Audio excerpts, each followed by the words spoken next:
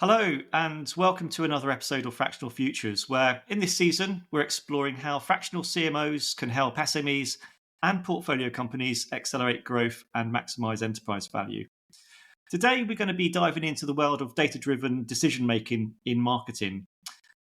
Gone are the days when marketing relied on gut instinct and creative intuition. I think in today's digital world, data is the key to understanding customers, optimizing campaigns, and proving ROI. Joining me today is Rob Nicholls, a strategic CFO, a non-executive director and board advisor with over 35 years of global finance experience.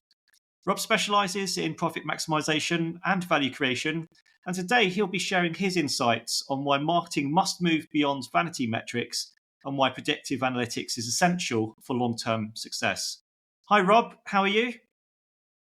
See you again, Paul. Yeah, very well, very well. The first topic, Rob, that I'd like to talk about is the role of analytics in modern marketing. Now, I know you're a CFO and you've probably worked with many marketers that have come to you and they've probably shown you some form of analytics that you've had to make a decision on whether you give them more or less budget. So I think marketing, certainly in the last 15, 20 years, it's evolved from an art into a science where data is driving pretty much every decision. From a marketing point of view, a marketer can see the analytics, they can look at trends, they can look at patterns. But I think marketers are also slightly guilty of maybe presenting the wrong data and not the data that really resonates with a CFO or an investor. So, Rob, how do you see the role of data evolving in marketing? And what expectations do you have for marketing teams when it comes to data decision making? So I think there's almost too much data and information available at the moment. And I think a lot of it has been generated and retained within silos traditionally, and finance own many of those silos. So again, it comes down to, I think, relationships to a large extent. Does the CFO or the lead finance person trust and believe in other people in the organization that they're willing to share that data with? Basically, today, the CFO owns the numbers, and whether those are sales numbers, financial data, marketing data, effectively, it does generally roll up to the CFO. The CRM system will often report into the marketing lead, but effectively, the investment in that technology, the oversight, and I have access to the CRM systems in all my clients, and I will go in there and look at reports in the CRM system. So it's about making data and information available. Traditionally, it hasn't been available, and the right information, as you rightly said, is what is being presented to the board, what is being shared with the board, what do they value, what does the CEO and the CFO talk to with the board, what sort of, in this case, marketing numbers are being shared. And I think you're right, there is a movement away from what you might term as fluff KPIs, if you will, about eyeballs and followers and downloads effectively, to real tangible financial metrics, whether that's revenue based, whether that's pricing, whether that's customer acquisition cost, revenue per employee, revenue per customer, driving ARPU. There has to be sharing. There has to be a level of trust and engagement between the lead finance person, the CFO, and other members of the organization. Traditionally, as a CFO, I've worked very closely with the sales organization because that's where all the data generally comes from. It comes out of the sales system effectively. Now, whether that's an SAP, a Sage system, a Xero system, the custodian of that generally isn't the sales director. They may take reporting out of it, but the ownership of it generally resides under the CFO. And so, sharing of data, sharing of information, sharing of the right data, clearly very, very important. And marketers are probably getting on board with this now, understanding that they need to talk in the language of the CFO or the CEO. They're talking about a certain narrative in numbers, if you will, with investors, with the board, and marketing have to be up to speed with what that is. They're not sharing follow account or downloads. They're talking about revenue growth, customers acquisition costs, retention, conversion rates. Those are the sort of metrics that the board and the senior leadership of the organization are most interested in.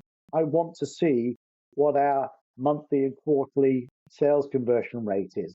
I want to look at what our retention rates are.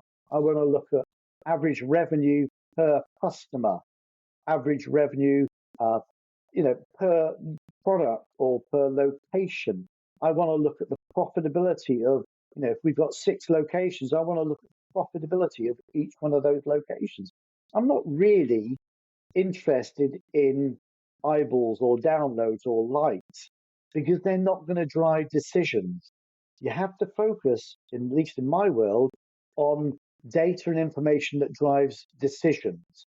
And if a piece of data isn't driving a decision, whether to spend, not to spend, whether to do more of something or less of something, if you're not talking about a metric that drives the decision, it's largely irrelevant to the conversation that we could be having or should be having. So you need to get on board with those metrics which really drive decision making.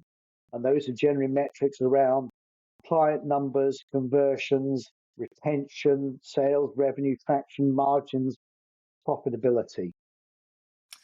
You touched on that, some CFOs, they're slightly guarded of sharing their information. And that's good to hear, because it's not just my observation, because I've experienced that as well. I've as an in-house marketer and also working with clients, sometimes it's very, very difficult to get that revenue data from the CFO. And in terms of breaking down the silos between marketing, the marketing leader and the CFO, it's basically trust, isn't it? It's trust and credibility between those two protagonists, presumably. And if you've got that trust and credibility, that data will be better shared. I think it's about relationships. I think it's about understanding and working together. I mean, for example, one of the marketing managers I used to have, I used to go with her to visit the agency that we were using, PR agency. We would go and visit clients together.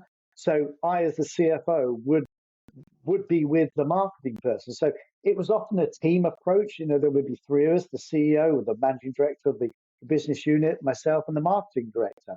That was the team that went to see clients. So I would be in on the conversations that they were having about product, about placement, about services, about pricing, about distributors, about channels.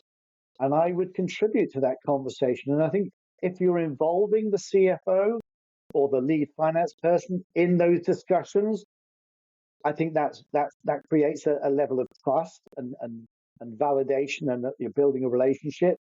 If you're having those meetings on your own and trying to retain data yourself, that's probably not going to engender the right sort of relationship that you need.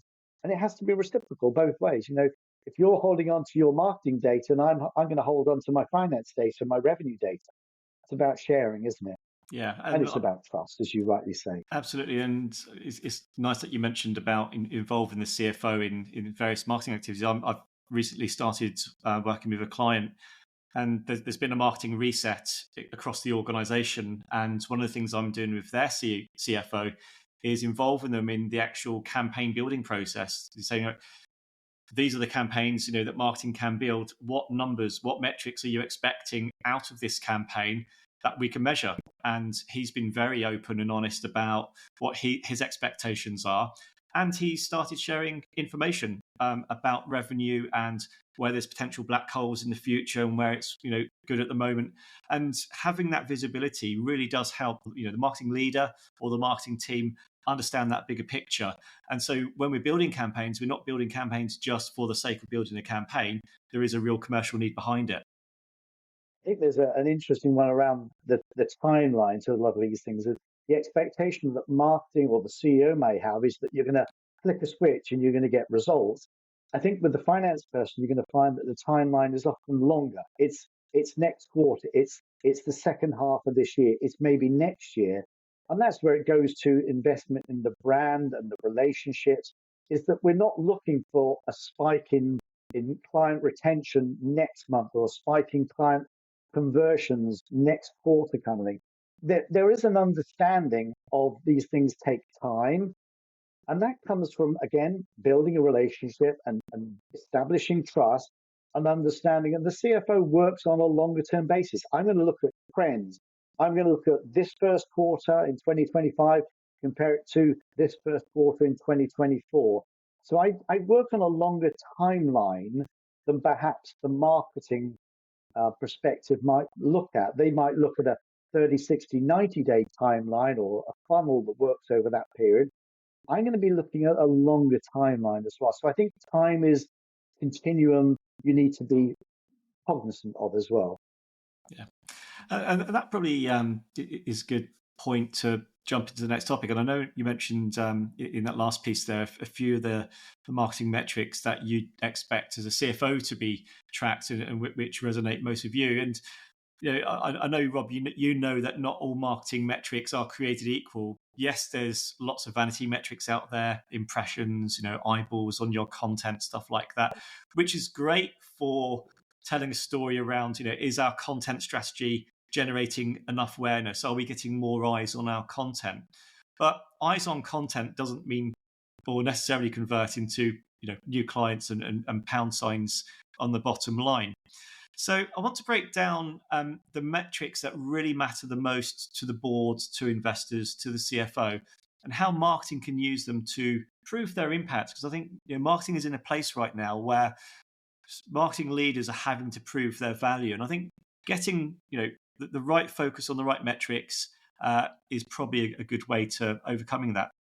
So Rob, with your CFO perspective, what marketing metrics do you consider the most important when evaluating the effectiveness of marketing spend? And how should marketing leaders present those insights, that information to the finance team? I think you almost need to reverse engineer some of this. What is the discussion? What does the board pack look like? What is the CEO presenting to the board or discussing with other directors?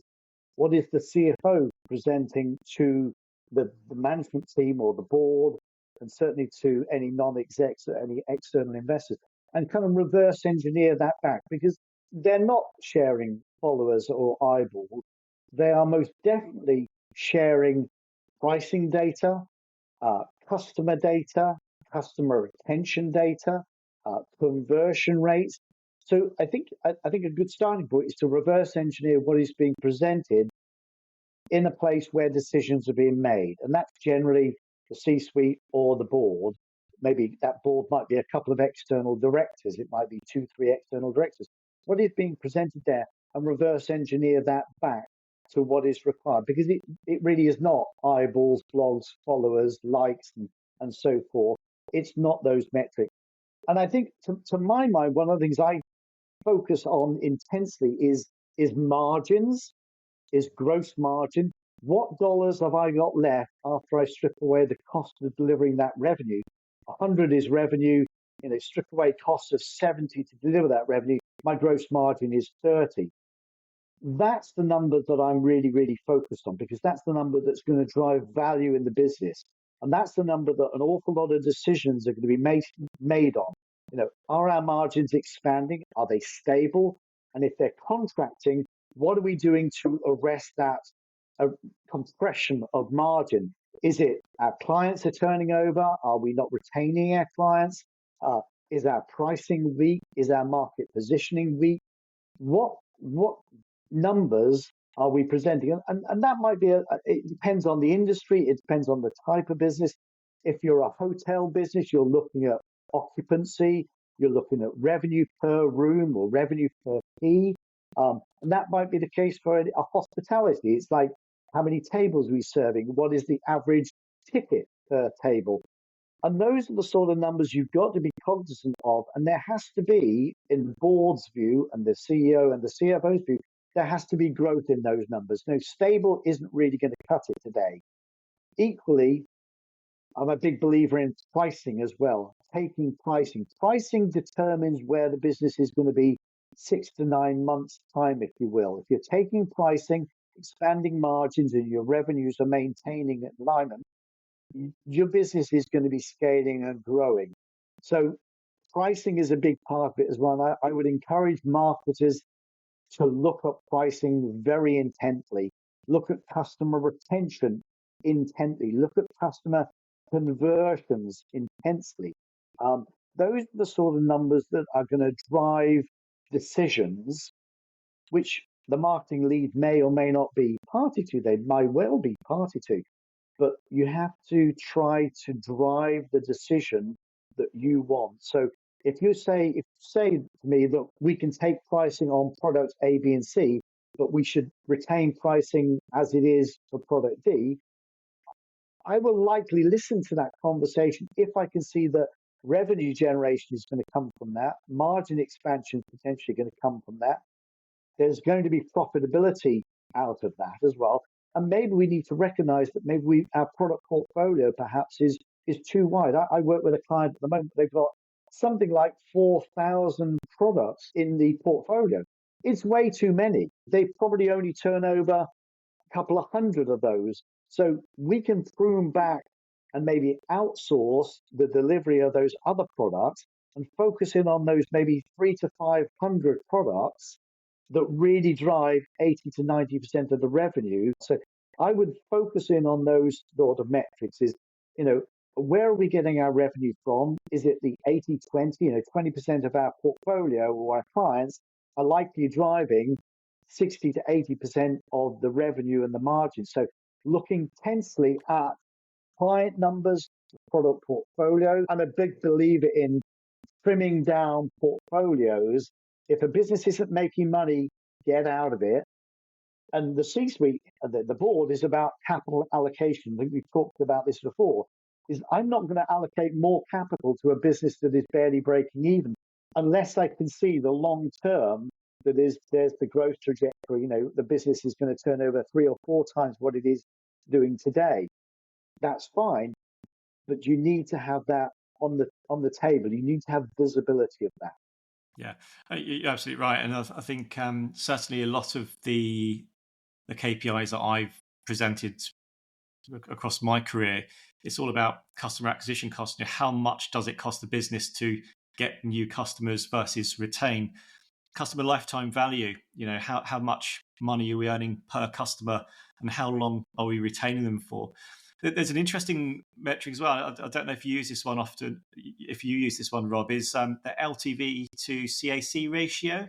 So lifetime value to customer acquisition cost. So a 3-to-1 ratio generally indicates a strong level of profitability. Is that a percentage or ratio that you work for, or would you expect something higher than that? It's not a ratio that I see very often, to be honest. I'm cognizant of it, and I have seen it in once or twice, but it's not a metric. I think more businesses should look at those sort of metrics. The lifetime value of a client. If you're only retaining a client a year, and it's costing you, £3,000 or £4,000 per client to onboard them, to bring them up to speed, that's not a long-term value creating opportunity. But if you're keeping clients 2, 3, 5 years, you're taking pricing during that time as well, and the onboarding cost of that client is relatively affordable, i.e. you've got good systems and good processes in place, and that you can onboard someone quickly, diligently, and showcase the value you can create. And if you can retain that client for a long period of time, I think you should be looking at sort of 6 to 8 to 1 rather than 3 to 1. That's going to create a long-term value in the business. It's all about value creation through revenue, margins, and profitability. I think we sometimes undersell what the opportunity is. I'm a big believer in having much bigger goals. If a business can grow 3 to 5% over the last couple of years, you can certainly grow 10 to 15%, more likely if we do things differently, 20 to 30%. And those are the businesses that I want to work with. With all due respect, I don't want to work with a business that's growing low single digits. I want to be growing a business 20, 30, 40, 50%. And you can. If you get it right, if you get your marketing right, get your pricing right, get your product market fit right, you can absolutely grow. And I think we have a tendency to downplay the opportunity sometimes, which is unfortunate. That's the British part of us. Rob, how do you go about benchmarking the performance of a business against the competitors out there? Because it's quite hard to get that industry data, isn't it? What is the approach? Is that the role of the CMO? Is that the role of the CFO? Is it a bit of a joint venture between those two protagonists? I think you're right. The data historically has been difficult, and because it's difficult, a lot of people didn't do it. And I think your point is well taken. It should be, several people in the organization. I, as a CFO, should not just go out there and try to scrape data from various other companies. I can look at anyone who's a public company and look at their data very easily. It's not easy to find data for smaller business, under £100 million turnover business. That is really difficult. Now, at the same time, we have AI today that can scrape data that you probably wouldn't have been aware of that even exists. So it is relatively easy for you as a marketing manager, or for me as a CFO, to go out there and say, tell me 5 low-cost ETF index funds with a cost of less than 10 basis points. Within seconds, I've got the answer, and then I can go out and do my research on that. So you can relatively easily, in the last 2 years certainly, you can get that data. That's readily accessible. You're absolutely right. I worked a lot with hotel companies in the US, and it's relatively simple to scrape data from the top 10 hotel companies that look at ARPU, occupancy, cost per key. That data is readily accessible, and you should be able to extrapolate that into your business, because if you're running a hotel in Truro, you need to know what sort of rates other people are charging, and it's readily accessible today. It's readily accessible, and if you're not doing it, you're falling short. I think it's a partnership. I will do it as the CFO, and you should do it as the CMO. And you mentioned AI there, and it's probably a nice segue into the final topic, where we want to look at how you can leverage predictive analytics, whether that's through financial modelling or AI or whatever tool you might have.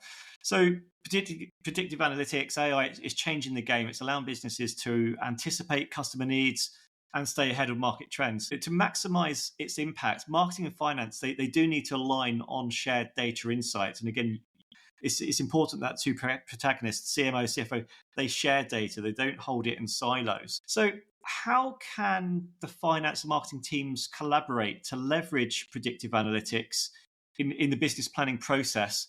And what role does financial modelling play in validating marketing forecasts? I think it comes down to relationships. There's an awful lot of data, whether it's in proprietary systems or cloud-based providers. I think there's a huge amount of data in the CRM system that marketing will often own, that finance would love to get their hands on a lot of that data as well. And I, as the CFO for a number of companies, will play around in the pipeline of opportunities, because I want visibility of what deals are in the pipeline, what pricing is being discussed, and if I wasn't party to that pricing, then I can circle back to either the sales or business development or the marketing person to say, we need to be cognizant. One firm I work with in the build environment, we put through a number of price increases because we were basically underselling ourselves in the market. And that data, I got that data from the CRM system because I saw the bid prices that were going out to clients and kind of recognized fairly quickly that those bid prices were largely the same as they were 2 or 3 years ago. So there has to be sharing of data. And I do think there are a couple of positives here. Whether, in a finance world, you're working with a Sage or a Xero or a QuickBooks, like it or not. Xero is very easy to get data out of as well, and to put it into a PDF, upload that PDF to an AI agent, and you can get data out of that within seconds. Same goes for the CRM. I mean, you can take export files out of CRMs, put it into AI, and glean all sorts of data that you probably couldn't glean from the CRM system. I use HubSpot a lot, and their reporting isn't very good. It's not very intuitive. It's very costly as well. So you might be using a lower cost, maybe even a freemium version of Pipedrive or Salesforce or HubSpot.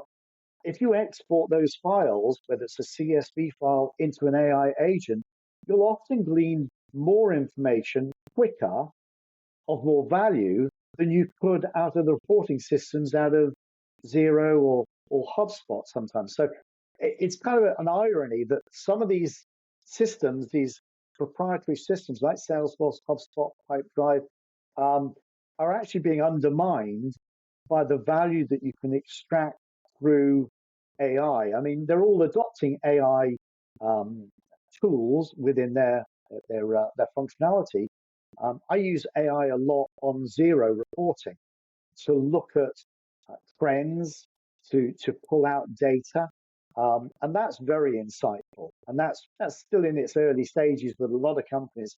And I suspect an awful lot of businesses aren't using AI to spot trends. Again, I come down to pricing is a huge lever for me because it's a tangible number that I can look at. What are other people pricing? There's so much data out there. A lot of it comes to trust and the relationship you've got between those functional groups. And we're breaking down silos between sales, business development, marketing, and finance, which is good, but there's still a long way to go as well. And I guess in terms of the roles, me as a marketer, when I was doing my marketing degree, I did a very small piece on finance as part of my electives. And I'm certainly by no stretch of the imagination very good at creating financial models. I'd probably expect the CFO would be the right person to go to say, can you help build a financial model? Well. Yeah, I'm not going to do it. I'm not going to do it. I'm going to outsource it to the financial modeler. That's likely what I'm going to do because it's quicker, faster, cheaper than me spending 3 days trying to model something that I can get done in a few hours, outsourcing for a couple of $100. Yeah, that makes sense. And that's probably a good point to close the show. If you've been listening or watching this episode, I hope you found value from our discussion.